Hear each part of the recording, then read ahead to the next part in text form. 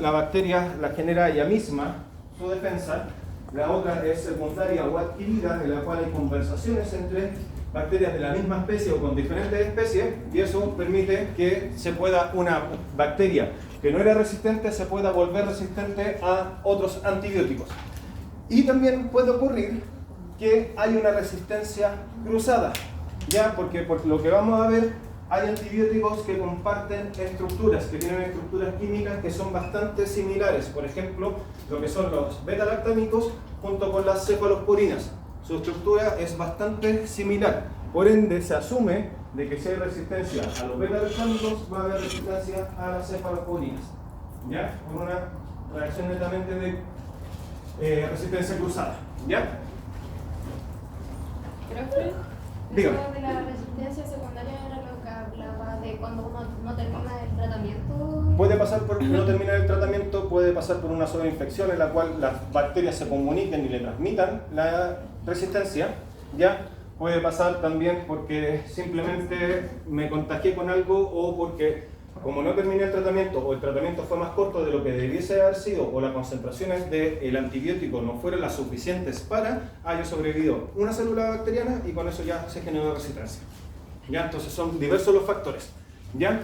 Lo que es la selección de antibióticos ya también lo hablamos. Ya es importante que sea de modo empírico la parte inicial, ¿ya? Pero cuando estamos con un paciente que requiere hospitalización, sí o sí tengo que realizar el antibiograma, ¿ya? Tengo que identificar la especie, tengo que identificar la sensibilidad de esta bacteria a los diferentes antibióticos para poder seleccionar el mejor tratamiento antibiótico y poder lograr sí o sí el tratamiento adecuado, ¿ya? Y poder erradicar esta bacteria.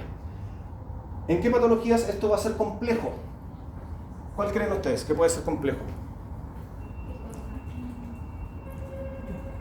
La selección del tratamiento antibiótico y la resolución.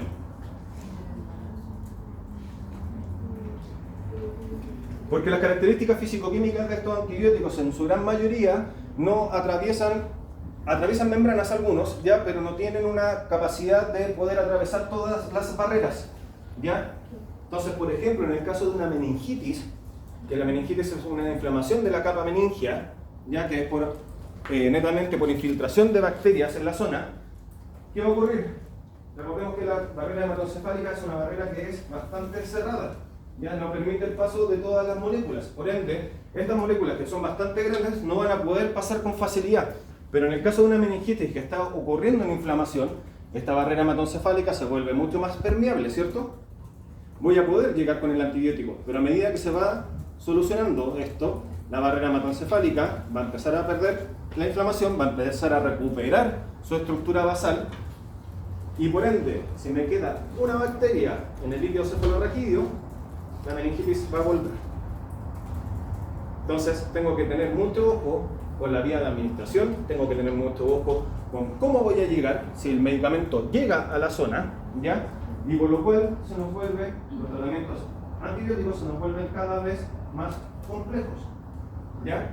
Por ende, ¿qué va a pasar? En patologías, por ejemplo, de infecciones a nivel óseo, la cantidad de medicamentos que tenemos para tratar esas infecciones está reducida a 1 o 2 medicamentos, nada más, ¿ya? Vamos a tener antibióticos que nos van a servir única y exclusivamente, por ejemplo, el tratamiento de una ITU baja, ¿ya? Una infección del tracto urinario bajo, la nitrofurantoína nos va a servir nos va a ser de mucha utilidad. Pero para una pielonefritis, que es una ITU que ya subió hasta riñón, la nitrofurantoína no nos sirve de nada. Nitrofurantoína. ¿Ya? Entonces, por ende, el tratamiento con antibióticos es sumamente complejo.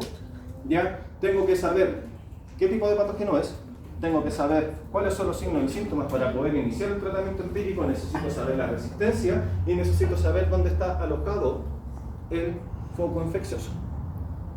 ¿Ya? ¿Para qué? Para que yo pueda seleccionar de la manera más óptima el tratamiento antibiótico para ese paciente y esa patología. ¿Ya? Profe, ¿sería complejo igual seleccionar un tratamiento para una persona con patologías del sistema inmune? Es que, a ver, En patología del sistema inmune, generalmente cuando hay una mielodisplasia o tengo un paciente que está inmunocomprometido o tengo un paciente que está inmunocomprometido por un trasplante en el cual yo provoco inmunosupresión, yo siempre lo que voy a buscar es tratamientos profilácticos, ¿ya? En tratamientos antibióticos y no solamente antibióticos, voy a también tener tratamientos antibióticos, antivirales y antifúngicos a la par, ¿ya? Y ese periodo de tratamiento va a ser un periodo de tratamiento prolongado. ¿Por qué? Porque el paciente, por ejemplo, si yo le hice un trasplante de médula, que todos saben cómo se hace el trasplante de médula. El trasplante de médula, yo primero tengo que eliminar la médula ósea por completo, ¿ya? Se hace con quimioterapia, con un medicamento que se llama busulfán, que tiene un tipo específico de ciclo de tratamiento en el cual dejo al paciente con 0 células medulares, por ende se pierde todo lo que es inmunidad, ¿ya? Desaparece por completo. Luego de eso yo busco un paciente que tenga match con mi paciente, retiro algunas células de su médula, que generalmente son células madre, para insertarlas en la médula de mi paciente, el cual yo ya le depleté su médula ósea, ¿ya? ¿Qué hago con eso? Lo inserto, entrego algunos medicamentos y algunos suplementos para potenciar el crecimiento de esta médula. Pero esto toma tiempo, ¿ya? ¿Y qué puede ocurrir? Puede ocurrir que el paciente, a medida que va desarrollando la médula, rechace el injerto, ¿ya? Entonces, ¿qué es lo que tengo que hacer? Lo tengo que inmunosuprimir. ¿Y qué va a ocurrir? Durante todo ese tiempo, el paciente va a estar predispuesto o disponible para infecciones oportunistas como virus, como hongos, como bacterias, inclusive hasta las bacterias del mismo paciente, ¿ya? Entonces, en esos casos tengo que hacer tratamientos profilácticos, ¿ya? Netamente les voy a dar por un tiempo muy prolongado, entre 2 a 3 años, a que el paciente genere nuevamente sus defensas y no haya rechazado el injerto. Y aparte de eso, si es un paciente adulto, ¿cuándo le voy a quitar el antibiótico, el tratamiento profiláctico como tal? Va a ser después de que le haya hecho el ciclo de inmunización inicial que uno tiene cuando nace, se lo tengo que hacer de nuevo. ¿Por qué? Porque toda la memoria inmune se perdió por completo. ¿Ya? Lo mismo pasa con VIH. Gracias.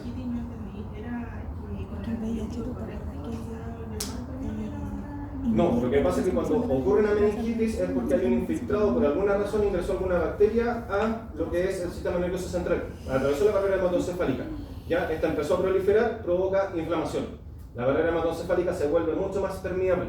¿Ya? Entonces, ¿qué va a pasar? Yo voy a empezar un tratamiento antibiótico, va a poder pasar fácilmente, sea por intravenoso, sea por vía oral, da lo mismo, ya va a poder entrar. Pero a medida que se vaya solucionando y se vaya resolviendo esta infección, la barrera hematoencefálica va a empezar a volver a su estado natural, ya que es un estado cerrado. Y los antibióticos, por norma general, no atraviesan la barrera hematoencefálica. ¿Ya? Sí. Que puede haber sido por un traumatismo, por un golpe que se haya inflamado y haya permitido la entrada de la bacteria. El problema es que si yo no logro o no elijo las concentraciones adecuadas del antibiótico, me puede quedar una bacteria dentro del líquido cefalorraquídeo y esa bacteria nuevamente va a proliferar, se va a volver resistente y me va a complejizar aún más el tratamiento. Entonces ahí viene por qué es importante todo lo que es la selección del tratamiento antibiótico, tener el antibiograma, saber cuál es la especie, utilizar las concentraciones adecuadas, tengo que saber cuál es la concentración mínima inhibitoria o la mínima bactericida para poder realizar el tratamiento como corresponde. ¿Ya? Por ende, ¿cuáles son? Ya lo mencionamos, los blancos farmacológicos de los antibióticos. Los primeros que vamos a ver es inhibición de la síntesis de la pared celular. Recuerden que la pared celular se va renovando, no es algo que se mantenga estático, ¿ya? Por ende, lo que nosotros vamos a buscar es que las proteínas que se van a estar generando para suplir, modificar o recuperar la pared celular sean de peor calidad. Con eso va a permitir de que esta pared se vuelva mucho más permeable, se vuelva mucho más débil y se pueda destruir mucho más fácilmente, ¿ya? Dentro de los cuales tenemos blancos en los cuales netamente en la generación del péptido glicano vamos a tener dos enzimas que netamente van a estar provocando lo que es la transpeptidación y netamente que lo que hace es modificar, generar esta síntesis de un esqueleto de 2 azúcares y que va a permitir generar el ¿se me fue el nombre? El péptido glicano, ¿ya? Entonces, ¿qué va a ocurrir? Vamos a tener medicamentos como la penicilina, como la amoxicilina, que van a actuar en puntos que se llaman PVP, que se llaman penicillin binding point, que son puntos de unión de penicilinas. ¿Ya?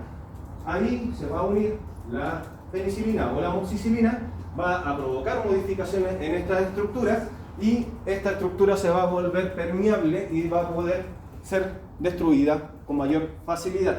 Como les explicaba anteriormente, vamos a tener vamos a tener resistencias bacterianas en las cuales van a modificar este punto de unión o no lo van a permitir que se pueda unir tan fácilmente. ¿Ya? Por ende, en ese tipo de resistencias bacterianas, lo que es la dosificación del antibiótico va a hacer que voy a tener que aumentar considerablemente la dosis del antibiótico para que esto se pueda unir y se pueda destruir. ¿Ya? Pero con cambiar la permeabilidad de la membrana que se logra hacer, se destruye toda la bacteria. Netamente, como recuerden, ¿qué es lo que hace la membrana celular? Independiente si es de bacteria, si es de hongo, si es de virus o es de célula humana. Aísla todo lo que es el material o el contenido de la célula del medio externo. ¿Ya? Si yo genero que esta membrana sea mucho más débil, recordemos que hay un sistema de homeostasis, ¿ya? En la cual hay diferencias de presiones, hay diferencias de ingresos de ciertas sustancias, pero también tenemos nuestro sistema inmune. Entonces con eso, al volverse mucho más delgada, va a ser mucho más fácil que se pueda destruir, que sea tanto por el sistema inmune como por el mismo medio. ¿Ya? El mismo medio lo puede llegar a destruir. ¿Ya? Dentro de estos vamos a tener medicamentos que van a ser denominados beta-lactámicos que interfieren con la síntesis de la pared celular, dentro de los cuales vamos a tener, por ejemplo, la cefalosporina, la misma penicilina, los monobactámicos, los carbapenémicos. ¿Ya? ¿Por qué todos estos caen dentro de la familia de los beta-lactámicos? Porque comparten un anillo común que es el anillo beta-lactámico, que es ese anillo que está en esta zona, ya que está marcado con rojito. ¿Ya? Ese anillito que está ahí va a permitir que se unan a los PDT, que son los puntos de unión o las proteínas de unión de penicilina. ¿Ya? Esto al unirse va a producir modificación de la célula, pero este medicamento es bacteriostático. Requiere que haya crecimiento bacteriano para poder realizar su actividad bactericida. Si no hay crecimiento, no va a poder funcionar. ¿Ya? ¿Por qué? Por lo mismo que les decía, va a interferir en la síntesis. Las nuevas bacterias que van a aparecer van a tener sus proteínas de la pared celular modificadas. Van a ser la unión va a ser mucho más endeble, va a ser mucho más fácil poder romperlas. ¿Ya? El ácido clavulánico, que es el que está acá abajo, si se dan cuenta, comparte la misma estructura, pero actividad como antibiótico no tiene. ¿Ya? Lo único que hace es que, como las células bacterianas generan estas resistencias, generan una enzima que se llama beta-lactamasa, que lo que hace es destruir este anillo beta-lactámico, que es el que permite que se una a la proteína de unión de penicilinas. Al no estar este anillo, no se puede unir, no hay efecto antibiótico, o bactericida en este caso. ¿Ya?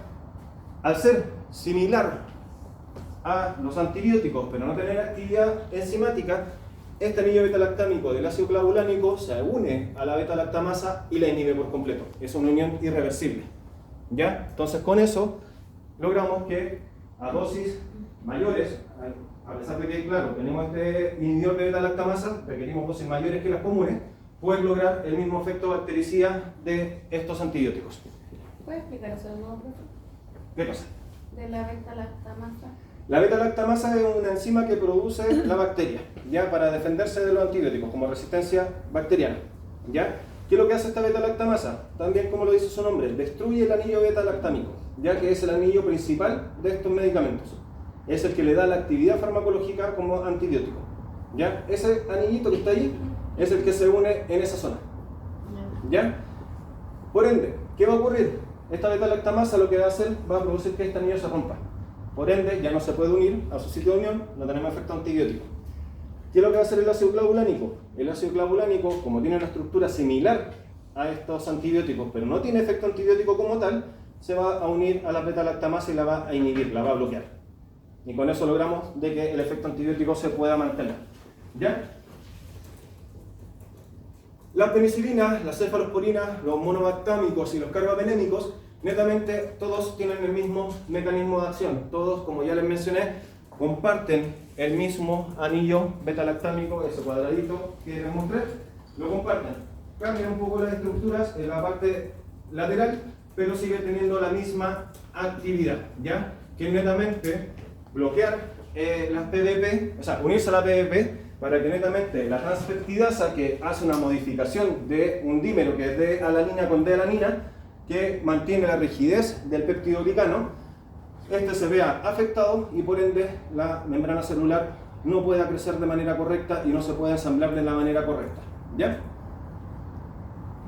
¿Cuál fue el primero que se descubrió? Netamente, el primero que se descubrió fue la penicilina G. ¿Ya? Que esto se descubrió por casualidad por Fleming, se le contaminó unas muestras, este apareció de un hongo, ese hongo es el penicillium, y ese hongo producía la penicilina. Y ahí fue que aparecieron en la década, en los 1920 por ahí, más o menos. ¿Ya? Luego, ¿qué se hizo?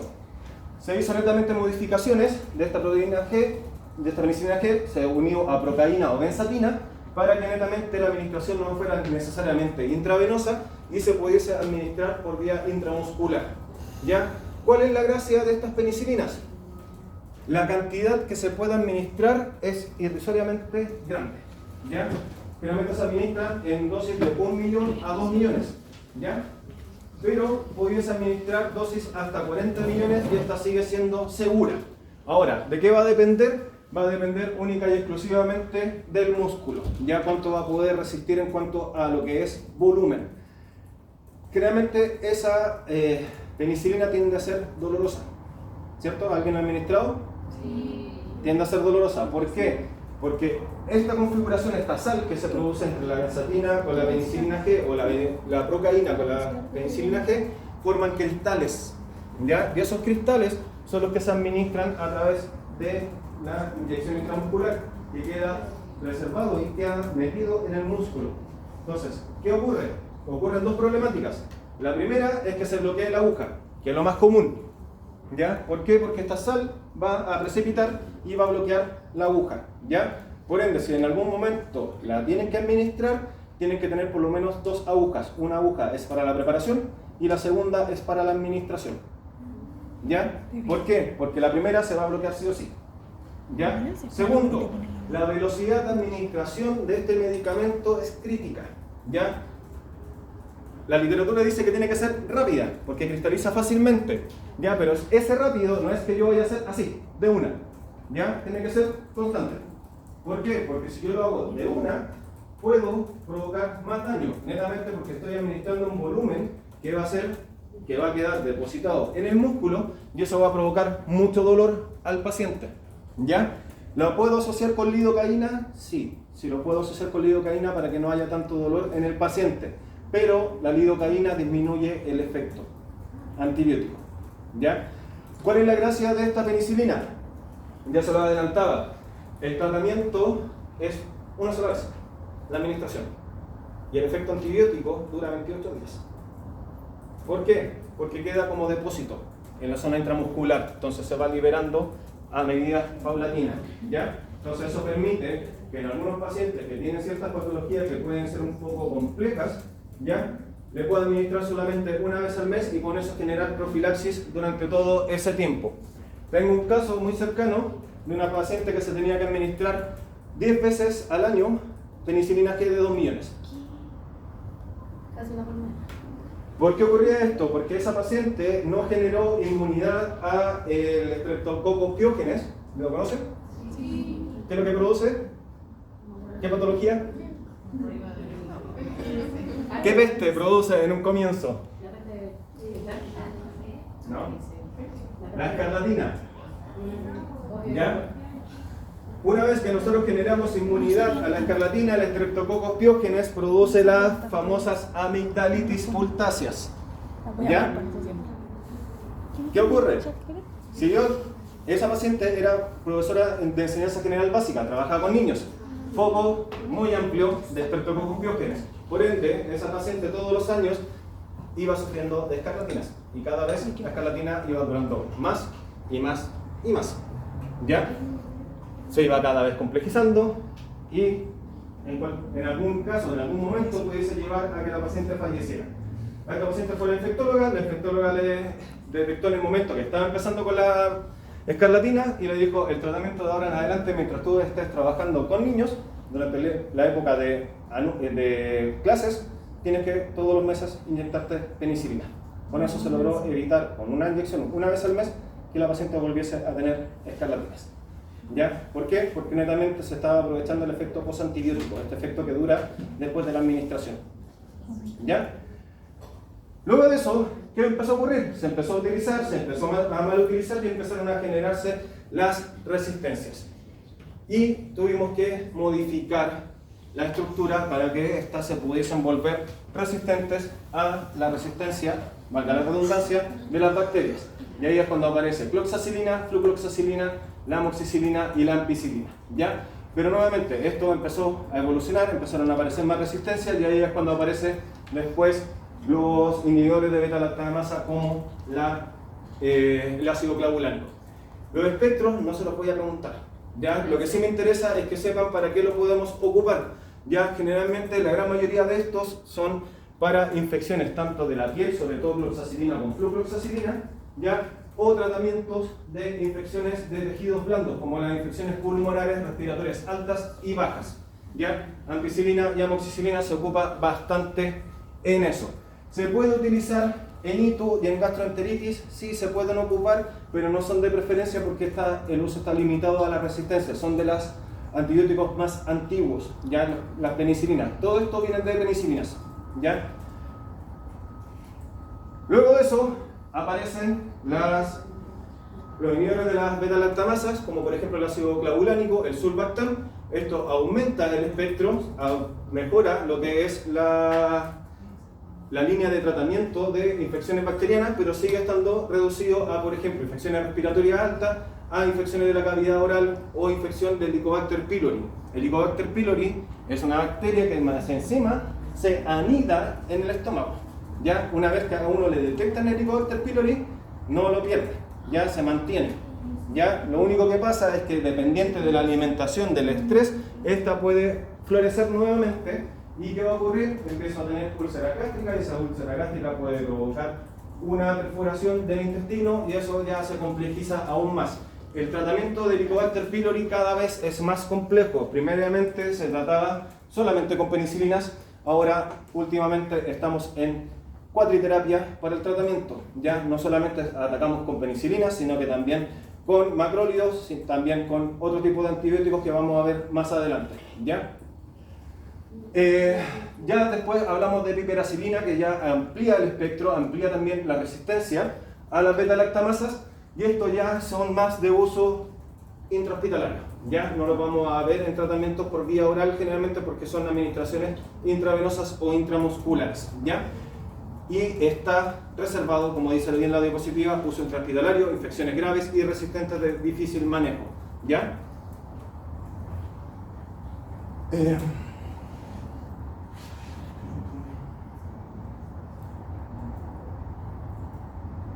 Ya, esto ya lo habíamos hablado. Netamente la absorción de casi todas las penicilinas es bastante buena. Ya hay que tener ojo con la parte de lo que es alimentos, ya hay que separarlas por lo menos 1 a 2 horas.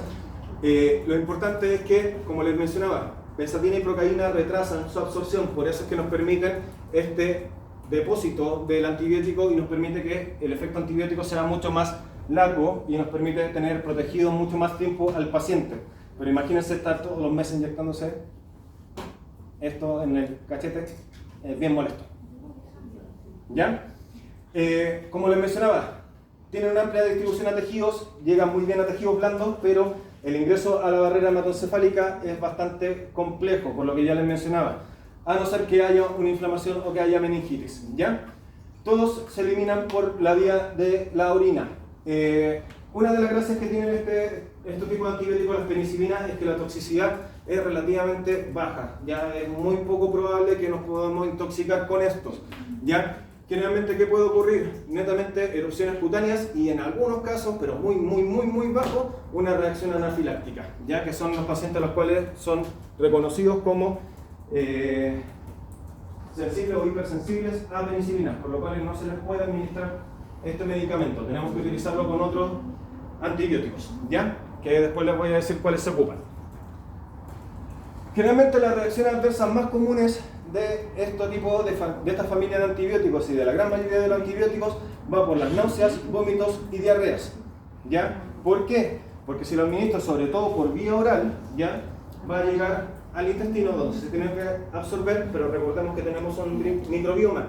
El microbioma contiene bacterias. El antibiótico no va a reconocer entre bacterias buenas y bacterias malas. Por ende lo va a destruir.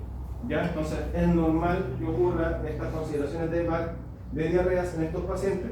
Por ende, generalmente se tiende a administrar en conjunto con probióticos. ¿Ya? Pueden ser probióticos como suplementos alimenticios, como pueden ser probióticos como el chamito. ¿Ya? Importante sí de que solamente, y en especial un grupo de antibióticos que vamos a ver más adelante, que se administren única y exclusivamente con agua.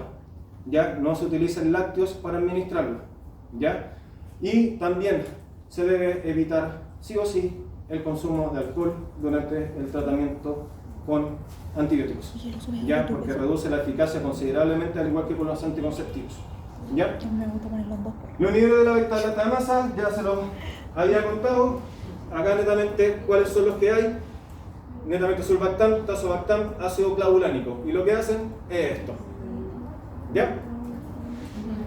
Mecanismo, ya se los conté. Luego de eso tenemos otra familia de los mismos beta-lactámicos, pero ya empezamos a desglosarlo. Por un lado hablamos de los penicilámicos, que son todos los derivados de penicilina que se fueron modificando, y aparecen las cefalosporinas. ¿Ya?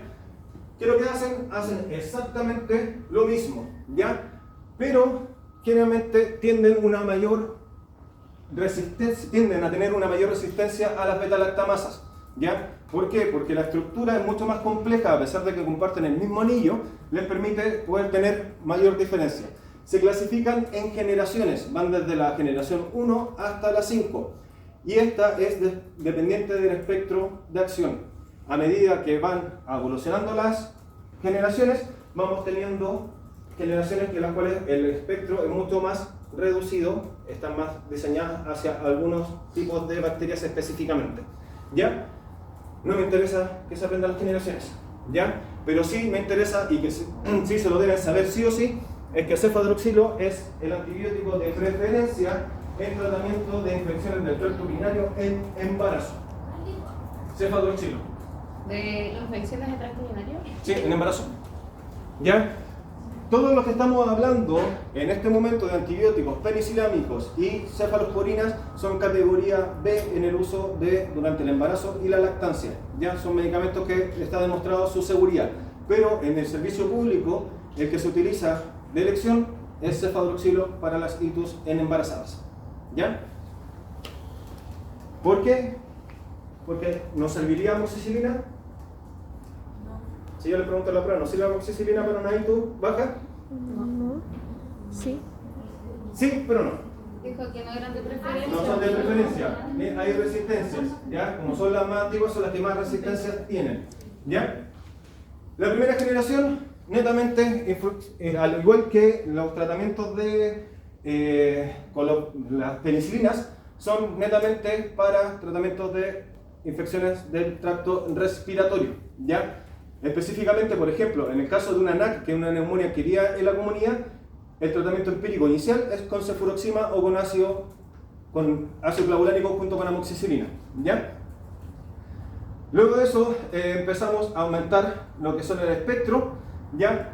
Pero específicamente empezamos a incorporar ciertos grupos de bacterias en los cuales nos pueden hacer complicaciones mucho mayores, ¿ya? Pero seguimos estando en lo que es la parte de respiratorio. Reacciones adversas netamente son las mismas que las de los penicilámicos. Ya hay una resistencia o una hipersensibilidad una reacción de hipersensibilidad cruzada. ¿Ya? ¿Qué quiere decir esto? Que si el paciente es alérgico a penicilinas, es lo más probable que también sea alérgico a cefalosporinas, ¿ya? Aunque en la actualidad se ha demostrado de que realmente es mucho menor, pero ante el riesgo preferible utilizar otra terapia, ¿ya? Reacciones adversas, las más comunes, como ya les dije, náuseas, vómitos, diarreas, pueden aumentar en este caso las cefalosporinas en los niveles de glucosa, puede ocurrir choques anafilácticos, el alcohol, ojo, puede producir vómitos. ¿Ya? Aparte de reducir la efectividad, pueden causar vómitos. ¿Ya? Y si estamos haciendo un tratamiento por vía oral, va a significar de que probablemente pueda perder la dosis.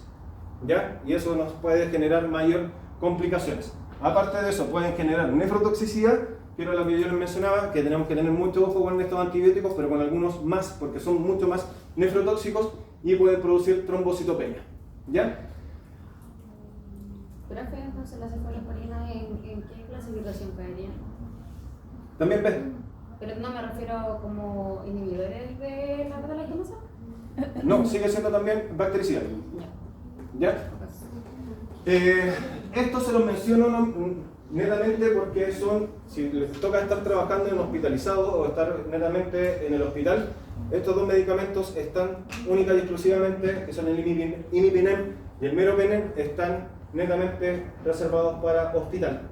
¿Ya? ¿Y en qué se utilizan? En infecciones graves de etiología múltiple. ¿Ya? ¿Por qué? Porque estas son las que son más resistentes a beta-lactamasas, que no requieren utilizarse en conjunto con un inhibidor de beta-lactamasa. ¿Ya? Y aquí viene el que yo les mencionaba, que es el Astronam, que es un monobactam, el cual no presenta actividad ante gram positivo y negativo, pero sí en pseudomonas y serratia. ¿Ya? Se puede utilizar en pacientes con alergia a penicilinas, pero su mayor utilidad es en sepsis severa. ¿Ya? Y este es el que está reservado para netamente complicaciones muy graves. ¿Ya?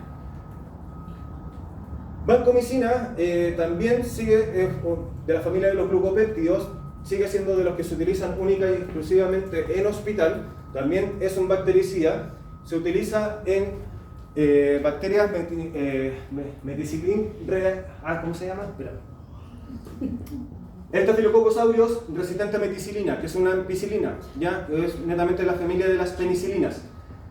¿Cuál es la gracia? La vancomicina lo puede destruir fácilmente, ¿ya? Pero puede producir esta patología que se llama el síndrome del hombre rojo, ¿ya?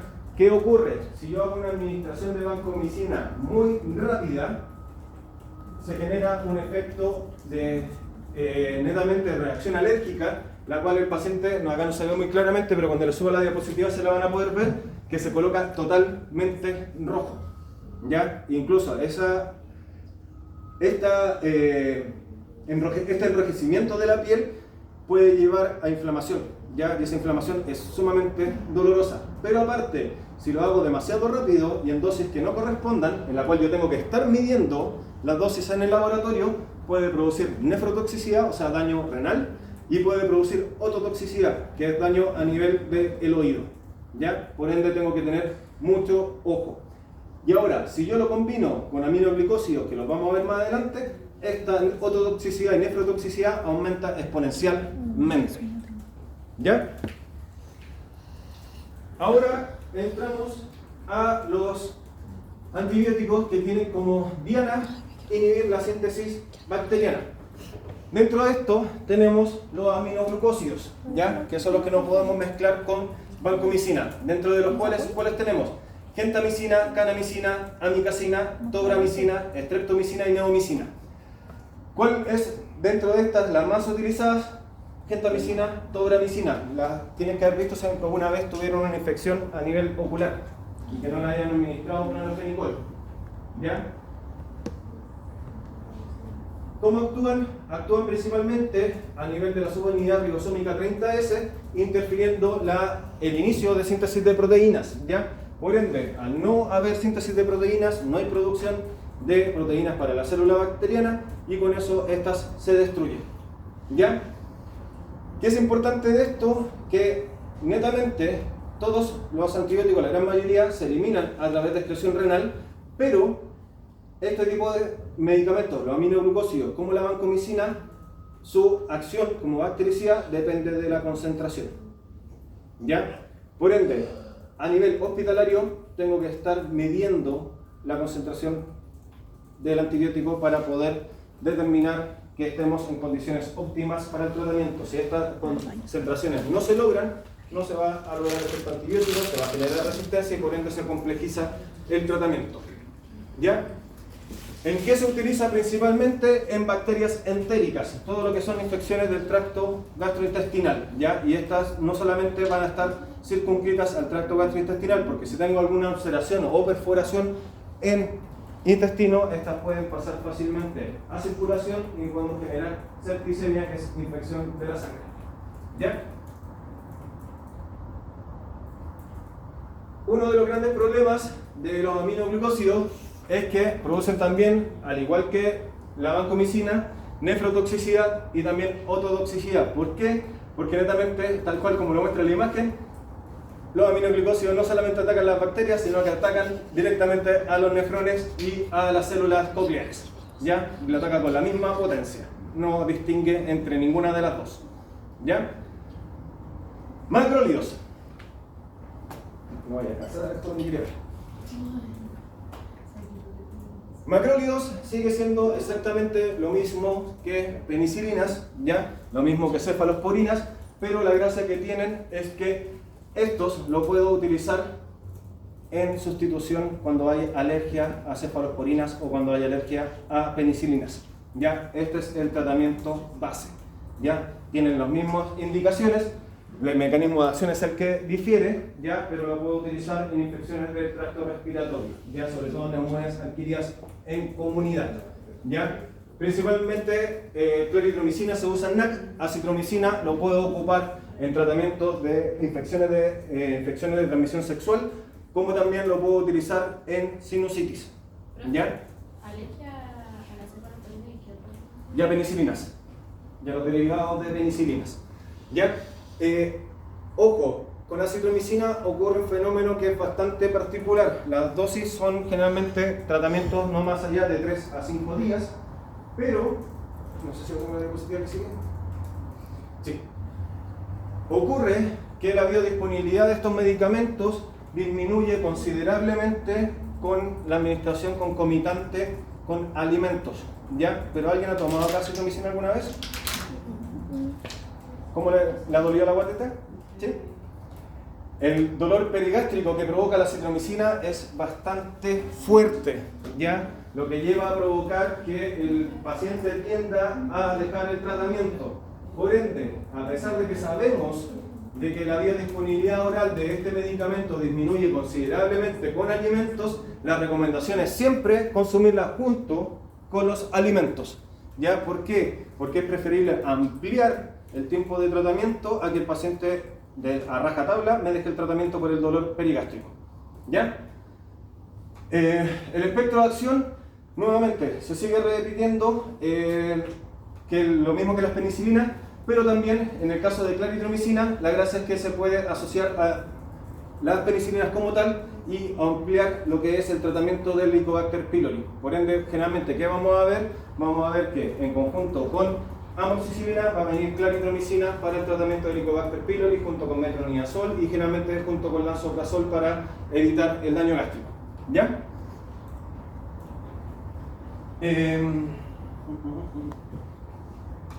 Aquí que me interesa.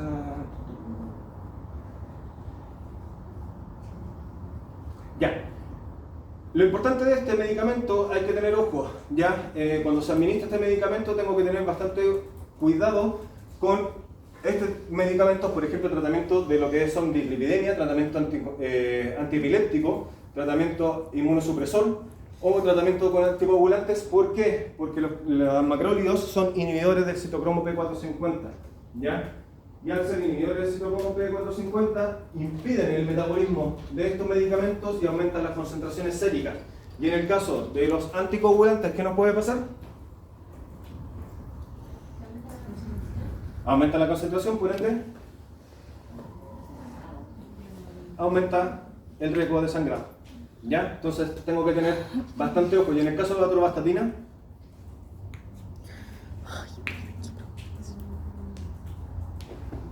¿cuál era uno de los efectos más comunes de la atorvastatina? Efecto secundario. No acuerdo. ¿Se lo pregunté en la prueba? Rhabdomiolisis. ¿Ya? Entonces esto va a aumentar, ¿ya? Así que tengo que tener mucho ojo. Ya. Tetraciclinas, ¿las conocen? ¿Las han escuchado mencionar? Porque hay un medicamento que se llama tal cual, tetraciclina, ¿ya? Dentro de eso tenemos la tetraciclina, doxiciclina, generalmente se tienden a utilizar para el tratamiento del acné, ¿ya? ¿Cuál es la temática y la problemática de estos medicamentos? Principalmente la tetraciclina, y aquí es donde ustedes tienen que tener mayor ojo. No se puede administrar en pacientes menores de 15 años, ¿ya? ¿Por qué? Porque netamente lo que hace la tetraciclina es unirse al calcio, ¿ya? Al unirse al calcio, produce un quelato, que es un producto insoluble, lo cual produce osteomalacia, ¿ya? Por ende, los huesos se vuelven mucho más débiles. Y cuando estamos en pleno proceso de crecimiento, el calcio está mucho más disponible, por ende se unen a los huesos, los dejan mucho más frágiles y hacen que también los dientes se coloquen de coloración café, ¿ya? Por ende, por este medicamento es que no se debe administrar ninguno de los antibióticos, a pesar de que sabemos de que no ocurre con el resto, no se pueden administrar con productos lácteos, ¿ya? ¿Por qué? Porque la tetraciclina se va a unir al calcio del producto láctico, se va a formar este quelato, la concentración de antibiótico que voy a tener disponible va a ser mucho menor, ¿ya? Entonces, pregunta de prueba probable va a ser en qué paciente no puedo administrar tetraciclinas y con quién no lo puedo administrar, ¿ya?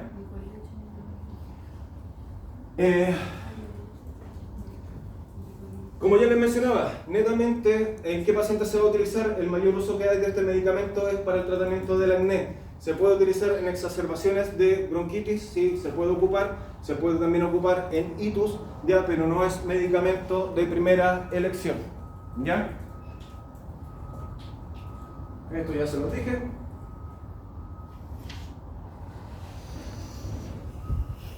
¿Por qué se lo puse?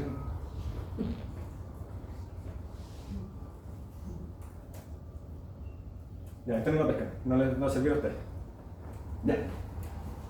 Luego de eso, ya pasamos primero por inhibición de la síntesis de la pared celular, pasamos por destrucción o netamente no formación de proteínas, modificando lo que es la funcionalidad de los ribosomas bacterianos, y ahora vamos a lo que es ADN bacteriano, ¿ya? Dentro de estas vamos a tener las quinolonas, que tienen que conocerlas. ¿Ciprofloxacino? ¿No? ¿Nunca? ¿Lo han escuchado? Ya. ¿Qué es lo que hacen las quinolonas o fluoroquinolonas? Netamente lo que hacen es inhibir la DNA aspirasa bacteriana, no permitiendo el desdoblamiento de esta, por lo cual no se pueden replicar, ¿ya? Todas son, o la gran mayoría son, a través de vía oral. Tenemos el ofloxacino, el ciprofloxacino, etc., ¿ya? La gran mayoría de estas se utilizan específicamente para tratamientos de infecciones respiratorias o infecciones a nivel del tracto urinario, específicamente ciprofloxacino para lo que es el tratamiento de lo que es la pielonefritis, ¿ya? Una de las gracias que tienen es que, al igual que la penicilina G, tienen efecto post-antibiótico, por ende requieren menor dosis para el tratamiento, pero las reacciones adversas que pueden llegar a tener es netamente molestias gastrointestinales, y en el caso de la que es el ciprofloxacino pudiésemos llegar a tener nefrotoxicidad, ¿ya? Por ende el uso se tiene que ser bastante acotado, ¿ya? Metronidazol es otro antibiótico que una de sus gracias es que no solamente funciona como bactericida, sino que también lo podemos utilizar en el tratamiento de algunas infecciones que no son por bacterias ni son por hongos, ¿ya? Por ende lo podemos mezclar junto con otros tratamientos para infecciones como por ejemplo el Clostridium difficile, que va a ser el principal uso, ¿ya? Pero también se puede utilizar en tricomioniasis, que es una infección por triconomas. ¿Qué es lo que son? Las triconomas. Con parásitos. También lo puedo utilizar para parásitos, ¿ya? Se utiliza también generalmente asociado a claritromicina y amoxicilina para el tratamiento de Helicobacter pylori, ¿ya? Nitrofurantoína, una de sus mejores amigas, ¿ya? Va a ser lo que principalmente se utilizan aquí. Ojo, las presentaciones generalmente parten desde los 50 miligramos hasta los 100 miligramos por comprimido por cápsula. ¿Ya? La dosis actual, por las resistencias que se están dando recurrentemente, ya no permiten utilizar dosis bajas de 50 miligramos. La dosis mínima que tienen que ocupar para el tratamiento de las infecciones del tracto urinario bajo, ojo, solamente para el bajo, tiene que ser mínimo 100 miligramos cada 8 horas, ya, por 5 a 7 días. Dosis de 50, ¿por qué sigue existiendo la presentación? Porque la puedo seguir ocupando como tratamiento profiláctico, sobre todo en pacientes adultos mayores, en los cuales ya están con uso de pañales. ¿Por qué? Porque el uso de pañal genera que la orina que se está eliminando se mantenga en la zona. Si yo no hago el recambio del pañal, puedo generar que se produzca una infección, ¿ya? En el caso de los hombres, las infecciones del tracto urinario alto, ¿cómo son? ¿Son comunes o no? ¿En hombres? ¿Y por qué creen ustedes que en mujeres son más comunes? Exacto, la posibilidad de que puedan llegar, a no ser que sea una infección muy compleja y que no se haya manejado bien, que llegue a una pielonefritis es mucho más complejo que en el caso de las mujeres, ¿ya? Por ende, lo que es la parte de higiene en la zona pélvica o en la zona genitourinaria específicamente es sumamente importante, ¿ya? El uso de el tipo de tejido de los calzones o de la ropa interior es gravitante en estos casos, ¿ya? Tiene que ser idealmente 100% algodón, ¿ya? No pueden contener plástico porque el plástico retiene la humedad, ¿ya? El vello púbico se tiene que tratar de mantener lo más corto posible, ¿ya? ¿Por qué? Porque también acumula humedad y esa humedad más encima asociado con el uso de ropa interior y sobre todo en el invierno cuando se coloca mucho más ropa, puede provocar que aumente la temperatura y venga la proliferación bacteriana y esa pueda nuevamente colonizar el tracto urinario y en el caso de las mujeres provocar infecciones del tracto urinario a reiteración, ¿ya? Lo mismo pasa con lo que es el tema de la limpieza, ¿ya? Hay que ser bastante metódico, evitar reusar el papel, ¿ya? Tratar de que sea solamente una pasada y volver a cambiar el tipo de papel con el cual se está limpiando. Lo otro, que creo que con esto ya estamos terminando, el uso de toallas higiénicas que generalmente se promocionan para la limpieza de la zona no es recomendable. ¿Para la limpieza? Sí, higiene de la zona genitourinaria. No sé si la han visto alguna vez. ¿Cómo? ¿No usar? Así como las toallitas húmedas que uno usa para limpiar el potito de las guaguas, ¿cierto? Ya, las hay que toallitas son húmedas para- que son para Sí. la higiene íntima de las mujeres. No la recomienden, por favor. Obvio ¿Ya? que no. ¿Por qué? Porque ese alcohol produce modificaciones de lo que es la microbioma que está en esa zona, ya que eso lleva a que haya infecciones del tracto urinario a reiteración. ¿Ya? Otra desmitificación que les voy a realizar en el momento. ¿Alguna de ustedes ha escuchado o ha utilizado el cranberry para evitar las infecciones del tracto urinario a reiteración? No. ¿Lo han escuchado mencionar? Sí. ¿O de vitamina C? Ya. Disculpando la presión, no sirve de ni una hueá. ¿Ya? ¿Por qué? Porque lo que especifican y dicen es que como tiene un alto contenido de vitamina C va a producir una acidificación de la orina y con eso va a poder provocar la limpieza y la eliminación de estas bacterias que están provocando la hitoirreiteración. Mentira. Nuestro cuerpo tiene un sistema de tamponaje en el cual modifica y se regula el pH. Por ende, esa vitamina C que va a llegar a la orina no va a servir de nada, va a estar inactiva. ¿Ya? Por ende, ese pH urinario no se va a acidificar nunca. ¿Ya? Por ende, no sirve de nada. ¿Ya? Y luego tenemos la sulfonamida, esto me lo voy a ir adelantando un poquito, porque la gracia de esto es este medicamento. ¿Ya? Que es una mezcla de sulfometaxazol con trimetoprim, más conocido como clotrimazol, el cual tiene un espectro de tratamiento bastante amplio, ¿ya? Puede servir tanto para el tracto urinario, para la bronquitis, para la sinusitis y gastroenteritis. Llega a todos lados muy bien. ¿Por qué se utiliza la mezcla? ¿Ya? Porque netamente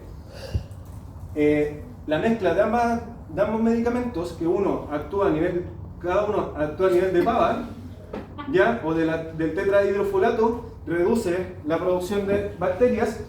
Y eso lleva a que el conteo de bacterias al mezclar estos dos medicamentos sea mucho menor. La incidencia de RAMS o de reacciones adversas a este medicamento también es bastante baja. Por eso es el tratamiento de preferencia, el tratamiento profiláctico en pacientes con VIH. ¿Ya? ¿Por qué? Porque pensemos que un paciente con VIH ya está con un tratamiento que es bastante complejo, que lo vamos a ver en la siguiente clase, ¿ya? Pero eso nos permite disminuir y mejorar un poco lo que es la calidad de vida del paciente con síndrome de inmunodeficiencia adquirida, ¿ya? La única RAM que ha presentado es rara, pero cuando ocurre es grave, que es el síndrome de Stevens-Johnson, que es una reacción con rash cutáneo que se presenta de esta manera, que es una reacción alérgica hacia el medicamento y que es de incidencia muy rápida, ¿ya? Esto ocurre, el paciente se tiene que hospitalizar inmediatamente y la calidad de vida con la que queda este paciente después es sumamente baja, ¿ya? Porque queda con mucho daño y está mucho tiempo hospitalizado. El manejo de esto es bastante complejo, pero generalmente lo que ocurre puede ser pequeñas rash que no tienen mucha incidencia, pero principalmente un poco de náusea, ¿ya? ¿Ya se quedan? Sí, soy eso.